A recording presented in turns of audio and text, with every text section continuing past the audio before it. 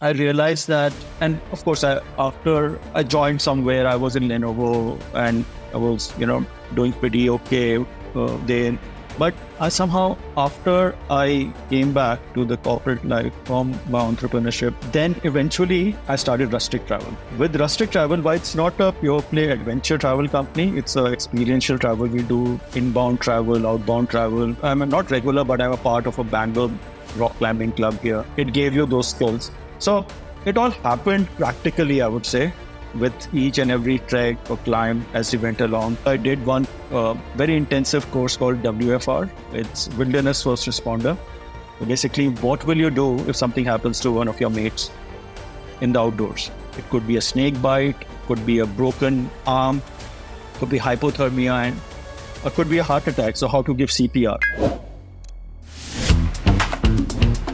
2005, did my first trek, a trek called Pindari Glacier in Kumaon in Uttarakhand. I went for that. And after that, I just loved it. Of course, made a lot of mistakes, carried a heavy backpack, all those things, right? Carried books, thought I'll read along the trek. Of course, wo nahi hota hai. Sneakers pehen ke, you're trekking, whatever, jeans leke gaye the. All those things, like the wrong things.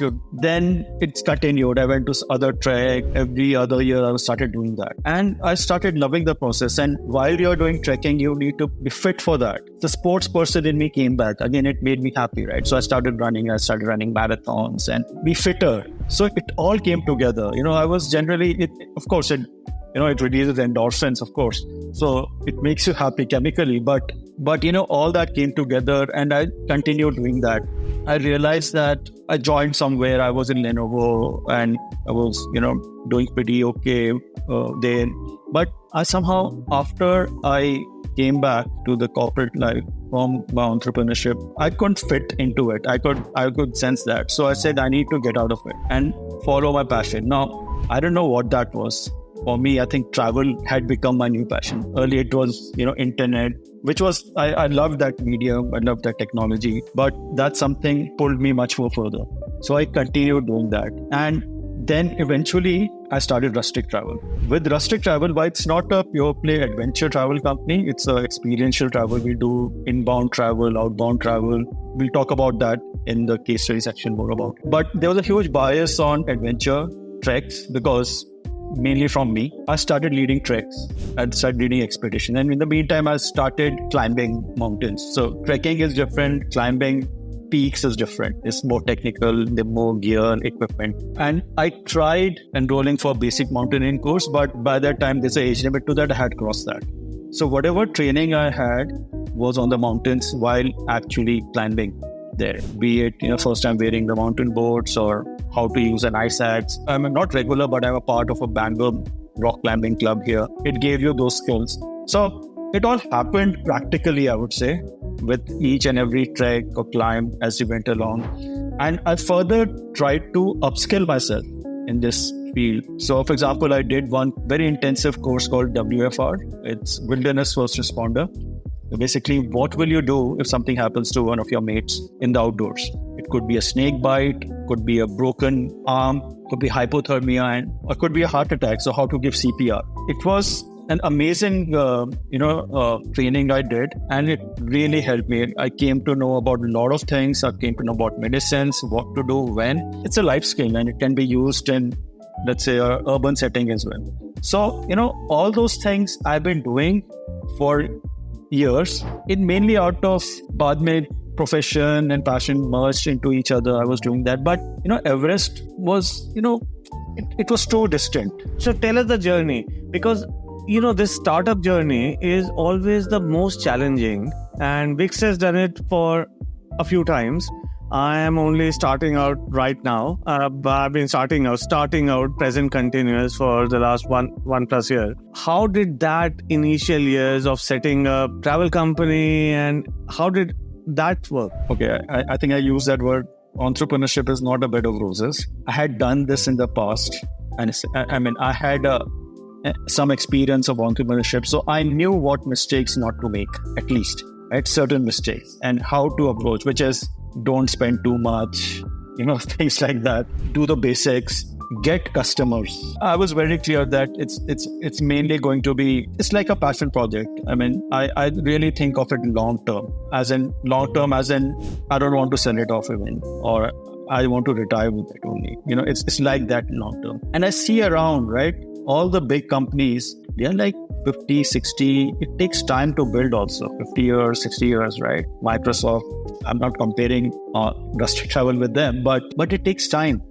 There's a company which I really admire, a brand called Patagonia. Yvon Chouinard, and he was a rock climber, and I really relate to him. He's created an amazing brand called Patagonia, and it's not even a public listed company, right? So everything doesn't lead into IPOs. I'm saying that's not the benchmark of success. There are other ways of doing that, and it does quite a bit for the environment. So there's a lot of giving back also which happens in a company, which I should think, okay, it's all about making money, but it's about, making a meaningful impact also. I think that's where my vision for Rustic also came from, that it can't be just about making money. I was very clear, we don't want to become a unicorn. If we create a lot of impact, and when I say impact, there are three ways how we define it. The pillars of sustainability, what we call. One is it should create local livelihoods, give jobs locally. It should help protect environment in whatever we do. And third, it should help preserve local culture. I think if you're able to do this in whatever we do, one or the other, if all three, great. Every trip or every experience that we execute, we are there. That became, and that has come over the years of experience of doing things, what you want, what you don't want. I really don't know what I want. I mean, it's all right to say that, but I really know that what I don't want. So I think that's how it started. I think Vix is putting up your website. What I wanted to point out was, when you talk with that kind of passion, right? It's not about making money. It's about making differences. That's when you get this. Look at some of these images. Like, I don't think companies that are focused on making money, they will have images like this on their website. You're talking about sustainable tourism. You're talking about taking an inner journey. And the other thing I noticed is that as soon as I Googled you, you have 42 reviews and all are 5-star. And travel agencies are one business where there's so many moving parts, right? There's so many moving parts. I've never seen a travel business with all 5-star reviews, because everybody hates them. Aaj ye problem hai, aaj ye problem hai, because there's so many moving parts. So, and it comes down to that inner drive that you have. Actually, if you go to TripAdvisor, there are more reviews and more, almost all 5-star. Yeah, again, 157 reviews, 5-star. Yeah. Wow, just unbelievable. Well done. And it comes from your inner desire that you have. Yeah. And I'll just add that I won't call it a plug, but in TripAdvisor, we got this certificate of excellence, which they give based on reviews. We got 2 years in a row, and over 5 years, we got 3 times. Wow. Again, it's, it's basics, right? What Mr. Jha taught us, it's putting the customer at the center, right? So I used to advise or mentor a lot of startups in Bangalore during my consulting days, right? After I quit Lenovo and others. And I still do, a lot of young entrepreneurs come up to me, and I see them, many of them they start company, have an idea, and they start chasing investments, start attending events, networking events. When I ask them, okay, how are you chasing customers? They have no answer, right? Yeah, where are you? Validation of any business model is when you have a customer, a successful, a case, right? So that is very important, and that I learned in my first stint, because we started with that. We made a business plan geared to get invested, and then we will do something, right? That's a very wrong premise which I learned.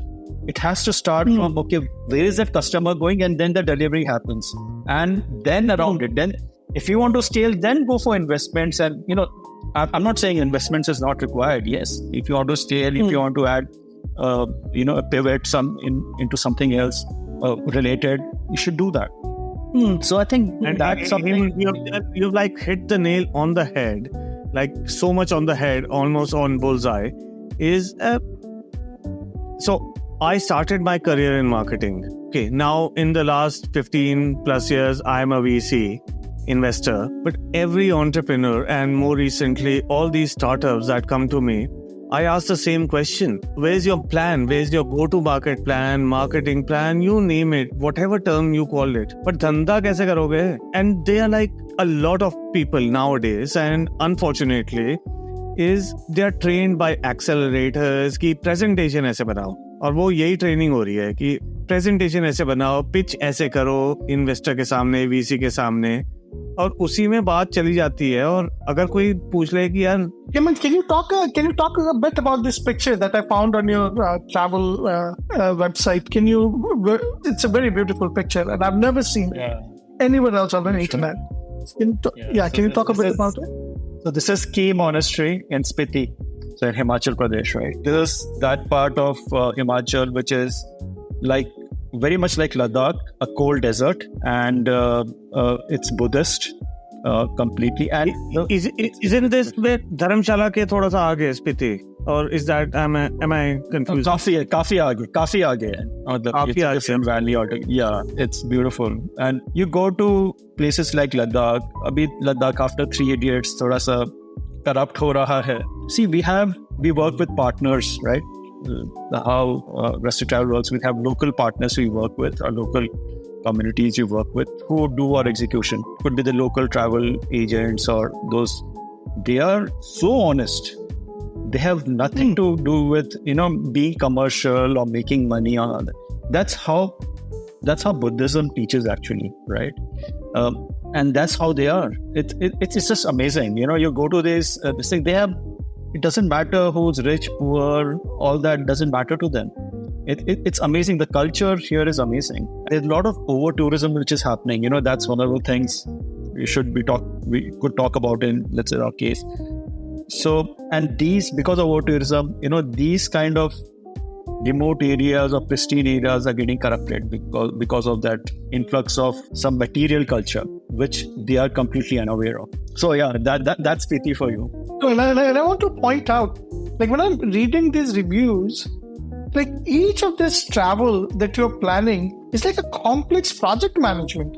You're managing a complicated project management for 9 days, and people are leaving reviews like wonderful job of like इनका consulting project करना है. My customer won't give me a great review like that.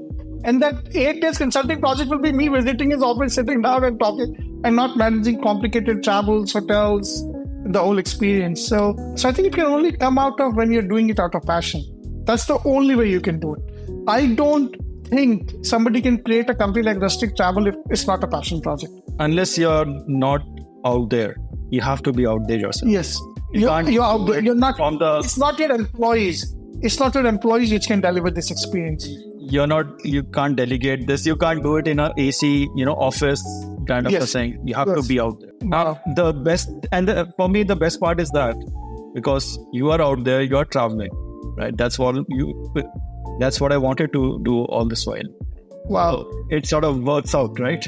Wow. So in all these trips, people are talking about the coach mentor. Is this coach mentor always you? No, it's different people. It's different people.